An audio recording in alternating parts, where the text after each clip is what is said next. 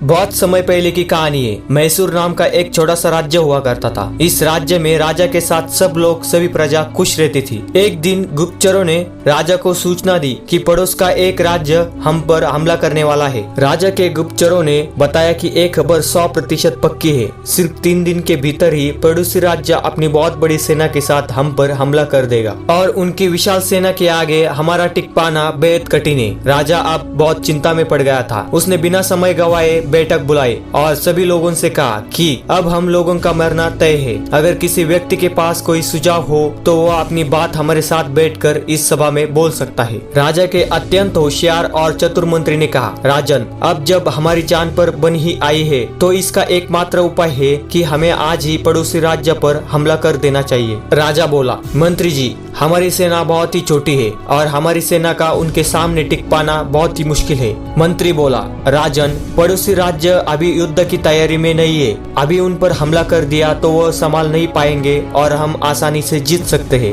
वैसे भी अगर हमने हमला नहीं किया तो हमारा विनाश तो तय है, क्योंकि कुछ दिनों में पड़ोसी राज्य हम पर हमला तो करने ही वाला है। राजा को बात पसंद आई। उसने बड़ी ही शीघ्रता से अपनी सेना को तैयार होने का आदेश दिया और राज्य के नागरिक भी सेना के साथ जुड़कर युद्ध करने को तैयार हो गए। पड़ोसी राज्य में जाने से पहले सेना को बहुत ही विशाल नदी के ऊपर बना एक पुल पार करना था, जो बहुत ही खतरनाक था। जैसे ही सेना ने पुल पार करके पड़ोसी राज्य में घुसी तो राजा ने उस पुल को आग लगवा दी और सेना को बोल दिया, अब हमारे पास वापस जाने का कोई रास्ता नहीं है। या तो हमें विजय हासिल करनी है या फिर मरकर प्राण त्याग देने हैं। सैनिकों के सामने अब कोई रास्ता नहीं था। सभी सैनिक अपनी पूरी क्षमता के साथ लड़े और पड़ोसी राज्य की विशाल सेना को भी मात दे दी। दोस्तों, जैसे राजा ने अपनी सेना की असफलता और हार के सभी रास्ते बंद कर दिए थे, ठीक वैसे ही आपको भी अपनी असफलता के सभी रास्ते और दरवाजे बंद करने होंगे। आपने स्वयं महसूस किया होगा कि जब इंसान के सभी रास्ते बंद हो जाते हैं